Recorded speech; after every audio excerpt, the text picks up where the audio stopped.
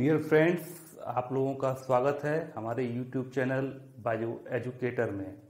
Last time हम लोगों ने इकोलॉजी और इकोसिस्टम जो बायोलॉजी की एक ब्रांच है उस सेगमेंट को हमने शुरू किया था और लास्ट वीडियो में हमने आपको इकोलॉजी की हिस्ट्री, उसके एम्स, उसकी ब्रांचेज और उसके स्कोप के बारे में आप लोगों को बताया था।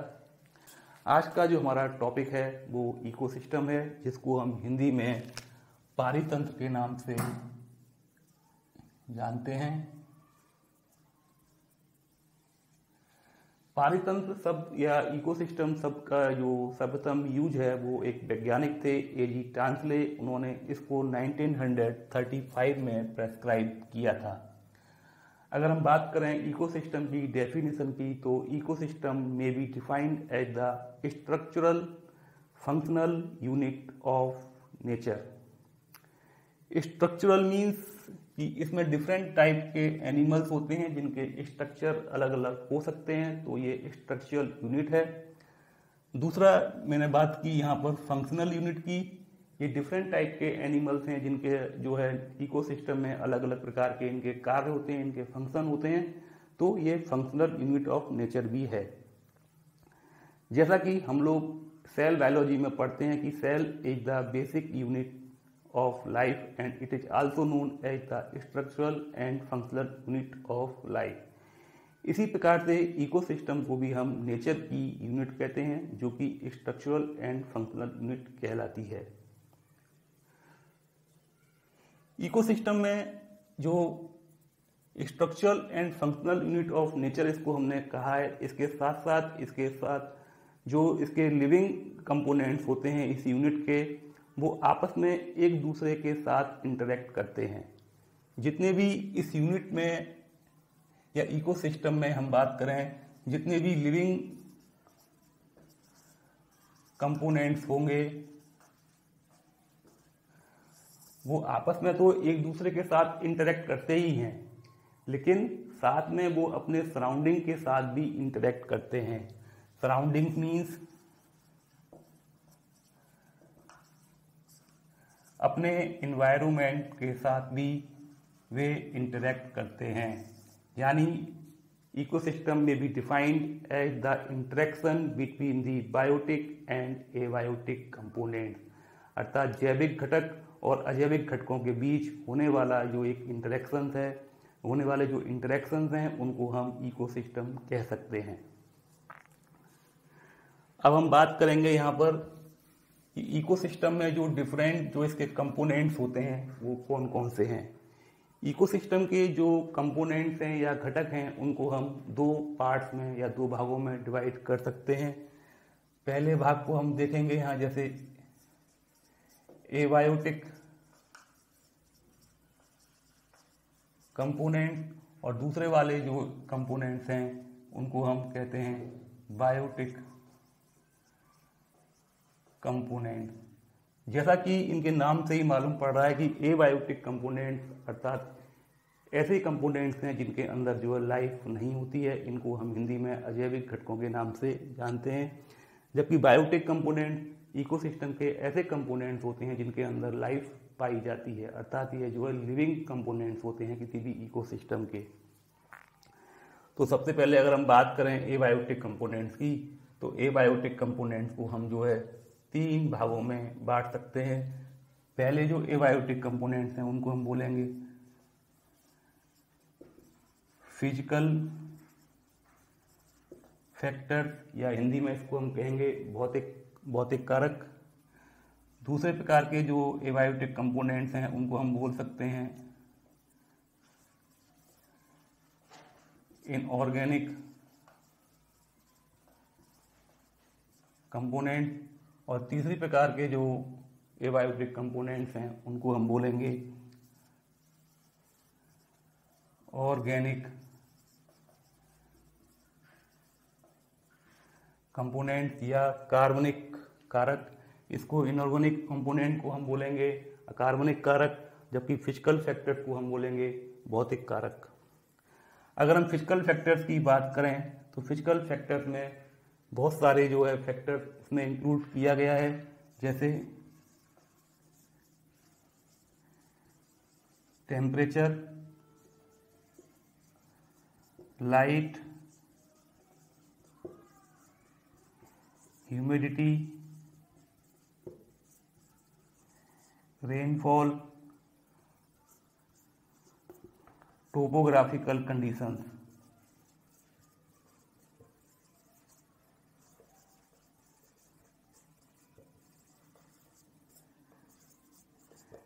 एटसेट्रा। तो जो महत्वपूर्ण जो फिजिकल फैक्टर्स हैं किसी भी इकोसिस्टम के, उसमें टेम्परेचर तापमान, लाइट प्रकाश, ह्यूमिडिटी आर्द्रता, रेनफॉल वर्षा, टोपोग्राफिकल कंडीशन जो किसी स्थान की जो कंडीशंस होती हैं उनको हम टोपोग्राफिकल कंडीशन कहते हैं कि कोई स्थान जो है सी लेवल से कितना ऊंचा है या कितना नीचा है, तो उस कंडीशन को हम टोपोग्राफिकल कंडीशन के अंतर्गत रखते हैं। तो ये सभी जो फिजिकल फैक्टर्स हैं इनके लिए मैंने अलग से एक वीडियो बनाऊंगा बाद में, जिसमें ये सारी चीज़ों को हम लोग कंसीडर करेंगे। इनऑर्गेनिक कंपोनेंट्स की बात करें तो इनऑर्गेनिक कंपोनेंट में हम बहुत सारी जो हमारी वायुमंडल में गैसेस होती हैं, जैसे नाइट्रोजन, ऑक्सीजन आदि को हम यहाँ पर कंसीडर करते हैं। इसके अलावा जो बहुत सारे मिनरल्स हैं जो हमारी सॉइल में मिलते हैं, जैसे कार्बन, हाइड्रोजन, फास्फोरस, कैल्शियम आदि को हम यहाँ पर इनऑर्गेनिक कंपोनेंट्स के रूप में कंसीडर करते हैं। ये ऑर्गेनिक कंपोनेंट्स जो हैं इसमें जनरली लिविंग बींग्स के अंदर पाए जाने वाली जो प्रोटीन्स होती हैं, कार्बोहाइड्रेट्स और जो लिपिड जिसको हम फैट के नाम से भी जानते हैं, वो सारे जो ये सब ऑर्गेनिक कंपोनेंट्स हैं जो कि किसी भी इकोसिस्टम के एबायोटिक कंपोनेंट का भाग होते हैं। इसके बाद हम लोग बात करेंगे what are the biotic components of an ecosystem.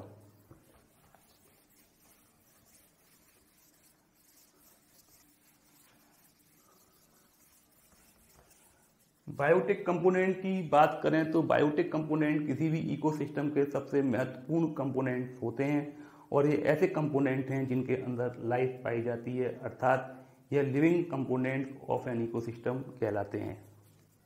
Biotic components की बात करें तो बायोटिक कंपोनेंट जो हैं यहाँ पर भी ये जनरली 3 प्रकार के होते हैं। प्रोड्यूसर्स जिनको हम उत्पादक कहते हैं,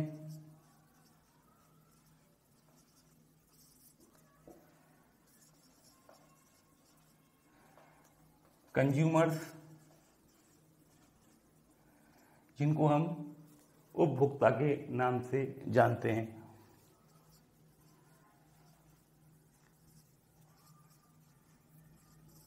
और तीसरे प्रकार के जो बायोटिक कंपोनेंट्स हैं वो उनको हम डिकम्पोजर्स के नाम से जानते हैं, अर्थात इनको हम हिंदी में अपघटक भी कहते हैं। प्रोड्यूसर्स ऐसे बायोटिक कंपोनेंट्स होते हैं किसी भी इकोसिस्टम के जो सनलाइट की प्रेजेंस में फोटोसिंथेसिस के द्वारा अपना भोजन स्वयं बनाते हैं। अर्थात प्रोड्यूसर्स में अगर हम देखें तो प्रोड्यूसर्स में एक बहुत ही महत्वपूर्ण प्रक्रिया होती है जिसको हम फोटोसिंथेसिस कहते हैं।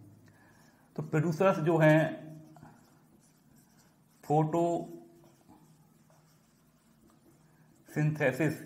या प्रकाश संश्लेषण की क्रिया के द्वारा अपना भोजन स्वयं बनाते हैं। इनको हम ऑटोट्रॉप्स या इनको हिंदी में हम स्वपोषी जीव भी कहते हैं। स्वपोषी जीव भी कहते हैं। आप लोगों ने प्रकाश संश्लेषण की क्रिया को देखा होगा।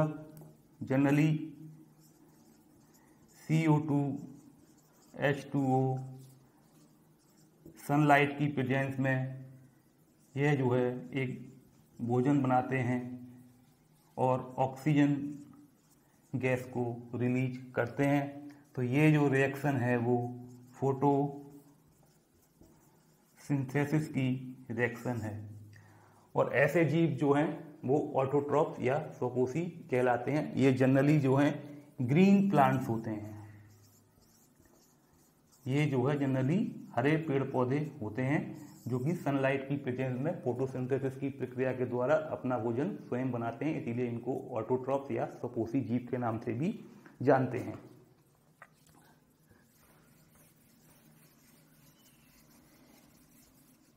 इकोसिस्टम में केवल प्रोड्यूसर्स ही एक ऐसे लिविंग कंपोनेंट्स हैं जो अपना भोजन स्वयं बनाते हैं, और इसके बाद के जो सारे जो लिविंग कंपोनेंट्स हैं वो इनके द्वारा बनाए गए भोजन पर डिपेंड रहते हैं, अर्थात वो सभी जो है हेटेरोट्रॉप्स कहलाते हैं या विषमपोषी कहलाते हैं।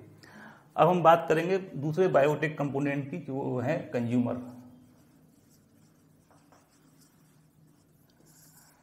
कंज्यूमर्स जनरली जो है एनिमल्स होते हैं जो कि हेटेरोट्रॉप्स होते हैं।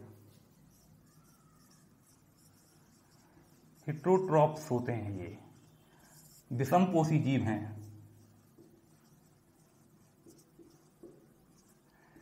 विषमपोषी जीव हैं अर्थात इनके अंदर फोटोसिंथेसिस की प्रक्रिया नहीं होगी और ये जो है अपने भोजन के लिए ऑटोट्रॉप द्वारा बनाए गए भोजन पर डिपेंड करते हैं, इसीलिए इनको हेटेरोट्रॉप्स कहते हैं।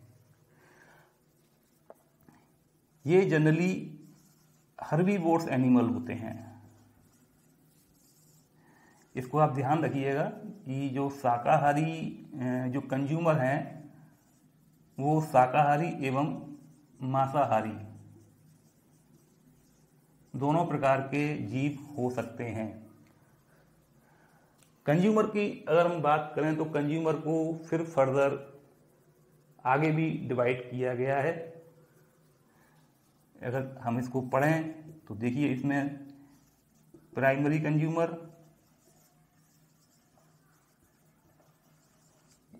प्राथमिक उपभोक्ता,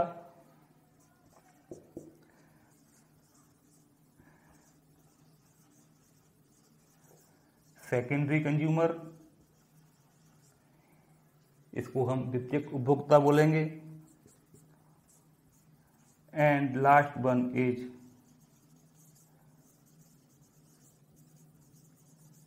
टर्सरी कंज्यूमर, इसको हम जो है तृतीयक उपभोक्ता कहेंगे। अब देखिए प्राइमरी कंज्यूमर की अगर हम बात करें तो प्राइमरी कंज्यूमर्स क्या होते हैं। Primary consumers generally herbivores animals होते हैं जो कि अपने भोजन के लिए जो प्रोड्यूसर्स होते हैं उन पर डिपेंड रहते हैं या प्रोड्यूसर्स के द्वारा जो भोजन बनाया गया है उस पर डिपेंड रहते हैं। प्राइमरी कंज्यूमर जनरली जो है वो हर्बीवोर्स होते हैं। ये आप ध्यान रखिएगा कि प्राइमरी कंज्यूमर्स जो हैं वो हर्बीवोर्स या शाकाहारी एनिमल होते हैं और ये अपने भोजन के लिए जो है प्रोड्यूसर को अपना भोजन बनाते हैं या प्रोड्यूसर के द्वारा जो भोजन बनाया गया है उस पर निर्भर करते हैं। अब देखिए सेकेंडरी कंज्यूमर की अगर हम बात करें तो सेकेंडरी कंज्यूमर जो हैं वो कार्निवोर्स एनिमल होते हैं। कार्निवोर्स एनिमल क्या होते हैं? कार्निवोर्स एनिमल जो हैं अपने भोजन के लिए जो है हर्बीवोर्स जो हैं या प्राइमरी कंज्यूमर जो हैं उनको किल करते हैं और उनको अपना भोजन के रूप में यूज करते हैं। अर्थात सेकेंडरी कंज्यूमर जो हैं वो अपने भोजन के लिए किस पर डिपेंड हुए? प्राइमरी कंज्यूमर पर डिपेंड हुए और ये जो हैं कार्निवोर्स होंगे, मांसाहारी जीव होंगे। तीसरी प्रकार के जो कंज्यूमर हैं जिनको हम टर्सरी कंज्यूमर या तृतीयक उपभोक्ता कह रहे हैं, ये अपने भोजन के लिए जो हैं सेकेंडरी कंज्यूमर पर या प्राइमरी कंज्यूमर पर डिपेंड हो सकते हैं। अगर हम बायोटिक कंपोनेंट्स को एक फूड चेन के एग्जाम्पल से समझें तो शायद आप लोग अच्छे से उसको समझ पाएंगे। देखिए यहाँ पर ग्रास है जो कि प्रोड्यूसर हैं, उत्पादक है, अपना भोजन स्वयं बना रहे हैं, स्वपोषी जीव है ये। ग्रास को मान लिया कि रैबिट ने फीड किया, रैबिट को जो है मान लिया डॉग ने किल कर दिया और डॉग को जो है लॉयन ने अपना भोजन बना लिया। तो ये एक जो है विशेष प्रकार की एक फूड चेन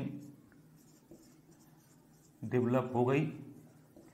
फूड चेन को बाद में फिर हम किसी दिन एक इसके लिए सेपरेट वीडियो लेक्चर बनाएंगे, जिससे वो हम आपको इसमें फूड चेन और फूड वेब के बारे में बताएंगे।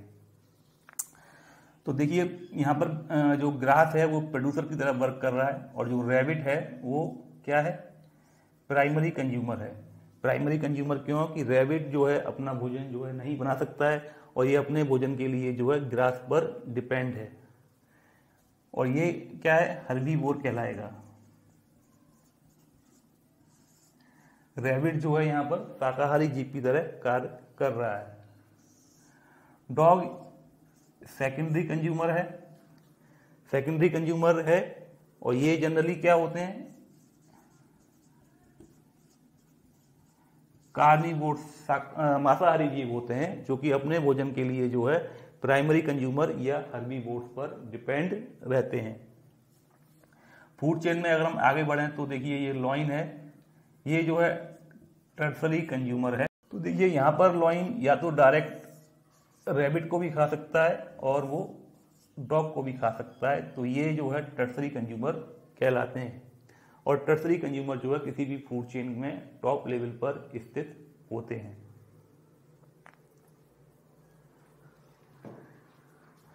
इसी में अगर हम ट्रॉफिक लेवल की बात करें, कभी कभी क्वेश्चन जो है वो ट्रॉफिक लेवल के ऊपर भी आ जाते हैं कि ट्रॉफिक लेवल क्या होते हैं।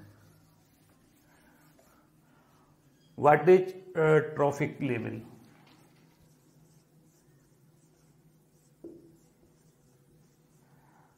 पोषक स्तर। अगर हम पोषक स्तर की बात करें तो पोषक स्तर को हम डिफाइन इस प्रकार से कर सकते हैं कि position of an animal, position of an animal in food chain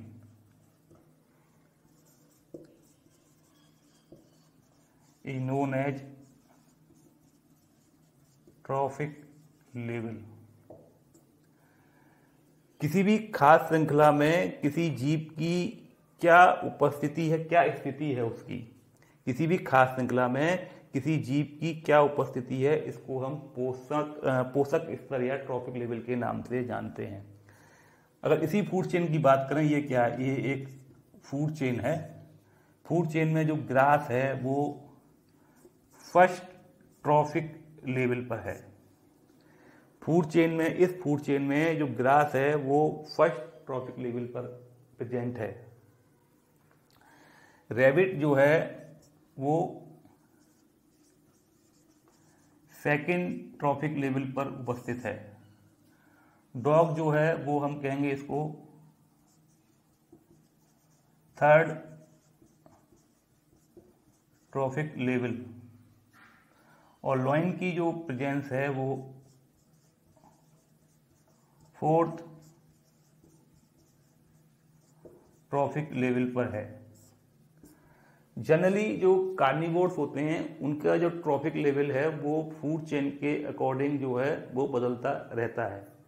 इसको भी हम एक एग्जाम्पल से समझ सकते हैं कि देखिए यहाँ पर इस एग्जाम्पल में अगर हम देखें तो लॉइन की पोजीशन यहाँ पर क्या है, फोर्थ ट्रॉफिक लेवल पर है।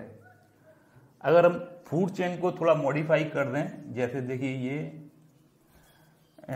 इसको मैं अभी हटा देता हूँ। अभी यहाँ पे आप नोट कर लीजिए कि लॉइन की जो पोजीशन है इस फूड चेन में वो फोर्थ ट्रॉफिक लेवल पर है। अभी मैंने दूसरी एक फूड चेन बनाई जिसमें देखिए ग्रास को रैबिट और रैबिट को जो है लॉइन ने फीड कर लिया। तो देखिए ये तो फर्स्ट ट्रॉफिक लेवल हो गया, ये जो है सेकंड ट्रॉफिक लेवल हो गया, और लॉइन जो है यहाँ पर देखिए ये थर्ड ट्रॉफिक लेवल पर आ गया। तो देखिए इस वाले फूड चेन में जो लॉइन था वो फोर्थ ट्रॉफिक लेवल पर था, जबकि जो सेकंड मैंने जो फूड चेन बनाई है यहाँ पर जो लॉइन वो जो है थर्ड ट्रॉफिक लेवल पर उपस्थित है। तो कार्निवोर्स की पोजीशन फूड चेन में जो है बदलती रहती है, अर्थात उनका जो ट्रॉफिक लेवल है वो चेंज हो सकता है। अब हम तीसरे बायोटिक कंपोनेंट की बात करेंगे। हमारा जो तीसरा बायोटिक कंपोनेंट है वो बहुत ही एक इम्पोर्टेंट कंपोनेंट है, जिसको हम डिकम्पोजर के नाम से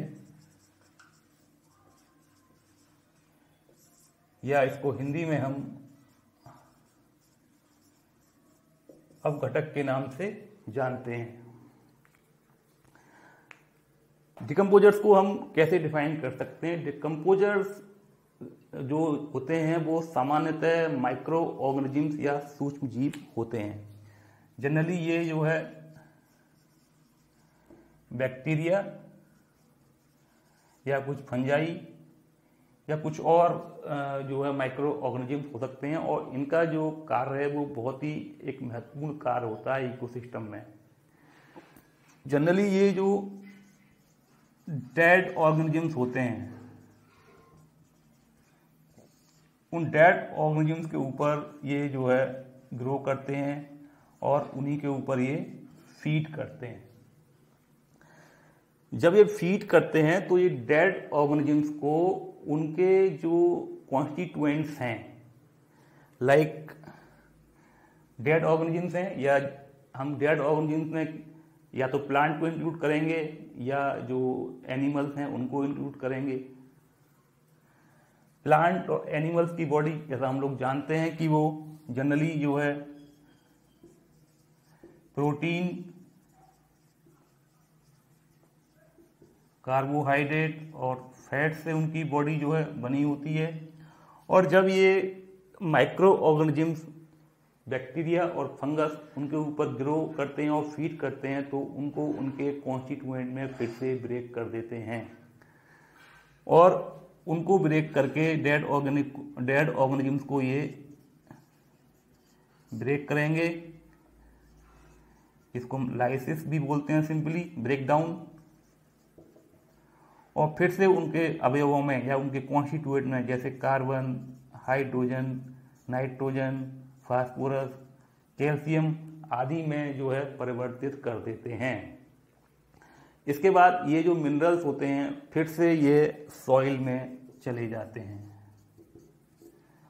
और सॉइल में यह जो है इकट्ठे रहते हैं, कलेक्ट हो जाते हैं। इसी को हम सॉइल रिजर्वॉयर के नाम से भी जानते हैं। तो ये जो मिनरल्स हैं जो कि डेड ऑर्गेनिजम्स से आए थे, और इनको जो है बैक्टीरिया और फंजाई और आदि माइक्रो ऑर्गेनिजम्स ने इनको जो है इनके कॉन्स्टिट्यूएंट में तोड़ा था, और ये कॉन्स्टिट्यूएंट जो है carbon, hydrogen, nitrogen, phosphorus, calcium और भी बहुत सारे मिनरल्स हो सकते हैं।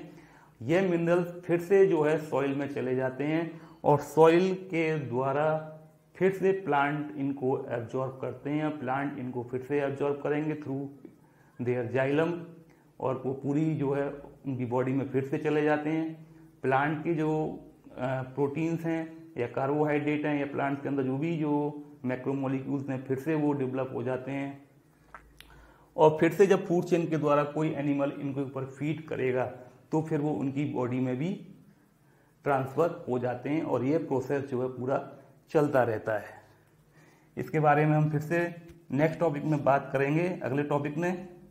इसी को हम रिसाइकलिंग ऑफ न्यूट्रिएंट्स के नाम से जानते हैं, अर्थात पोषक तत्वों का जो है पुनः चक्रण होता रहता है, अर्थात इन तत्वों का कभी भी जो है लॉस नहीं होता है।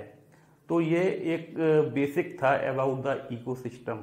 निश्चित ही ये आप लोगों को समझ में आया होगा। आप हमारे वीडियोज को जो है देखते रहें, लाइक करते रहें, अपने फ्रेंड के साथ शेयर करते रहें। आप कुछ प्रॉब्लम है या आप कुछ कमेंट करना चाहते हैं तो आप हमारे कमेंट बॉक्स में हमें कमेंट लिख सकते हैं। हम निश्चित ही आपकी सारी प्रॉब्लम को सॉल्व करने का प्रयास करेंगे। तो थैंक्स ए लॉट।